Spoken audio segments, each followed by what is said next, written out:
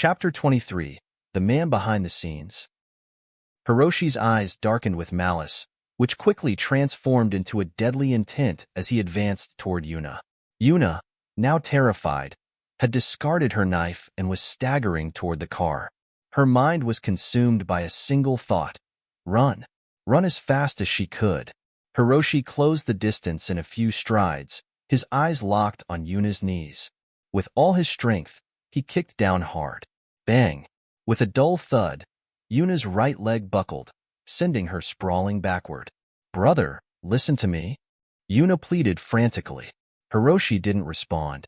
Instead, he raised his leg and kicked Yuna in the head, sending her sliding half a meter forward, blood gushing from her nose and mouth.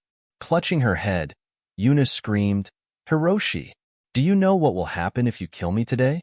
Hiroshi remained silent, his gaze fixed on Yuna's knee. He stomped down hard. Crack! With a sharp snap, Yuna's knee visibly caved in. She howled in pain, her eyes rolling back as she nearly passed out. Hiroshi smirked coldly, like a soccer player kicking a ball, and repeatedly kicked Yuna in the head. After several blows, Yuna was completely subdued, realizing Hiroshi intended to beat her to death. "Brother, stop. Stop. I'm just following orders. What do you want? I'll give you money. Okay? Say something. Stop hitting me. Even if you're going to kill me, at least say it outright." Yuna was breaking down. Hiroshi's silent assault had shattered her mental defenses. She cried out, her vision blurring, every part of her body screaming in pain. Yuna was now more dead than alive. Hiroshi squatted down, grabbed Yuna by the collar, and asked in a low voice, "Answer my questions. Do you understand? If I cooperate, will you let me go?" Yuna whimpered. "Letting you go is impossible, but I can make your death easier." Hiroshi had no intention of sparing Yuna, making his intentions clear. Yuna laughed bitterly, having expected as much. Still, the pain was unbearable, and for the sake of a quicker end, she decided to cooperate. "Okay, ask away. Who's your boss?" Hiroshi asked gravely. Stardust Pharmaceutical Company had several shareholders, each with significant power. Hiroshi didn't know if this was the work of one person or a collective decision. "My boss is Jack," Yuna managed to say. Hiroshi frowned. "Jack, that bastard. The general manager of Stardust Company, the highest authority on paper. He was the one who orchestrated the price hikes and sidelined his predecessors." Upon hearing this name, Hiroshi asked, "Besides Jack, is anyone else involved?" Yuna was losing too much blood, her eyes unfocused, barely holding on. But in such a state, she couldn't fabricate lies. "This is all handled by Jack. He kept the information tightly sealed. Only us operatives knew, not even the other vice president." Yuna struggled to speak. "He's currently in a power struggle with another vice president and plans to use this to boost his standing with the head office, pushing the other vice president out of the South City branch."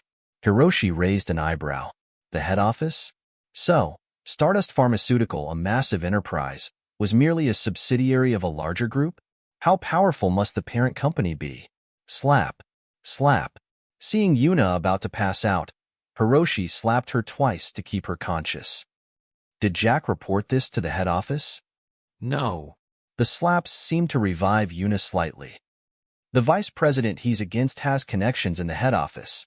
Jack's afraid news will leak to the vice president and ruin his plans." Hiroshi sighed in relief. For now, the information was contained with Jack. As long as it hadn't spread, resolving this issue wouldn't be too difficult. "Where does Jack live?" Hiroshi asked. He planned to target Jack, but it couldn't be at Stardust Company. Firstly, Stardust Company had strong security. Despite the current chaos, their accumulated wealth meant they still had formidable defenses. Attacking the company directly might fail and end up trapping him.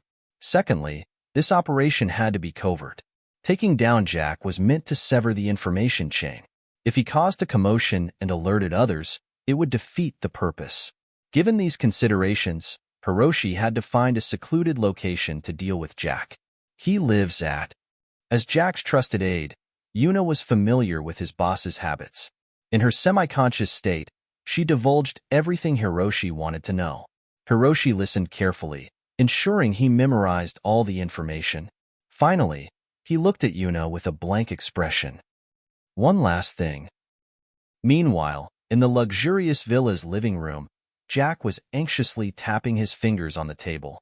He was waiting for news of Yuna's success. If this plan succeeded, his status within the group would soar, catapulting him into the top decision-making tier. He would transform from a mere fish to a dragon.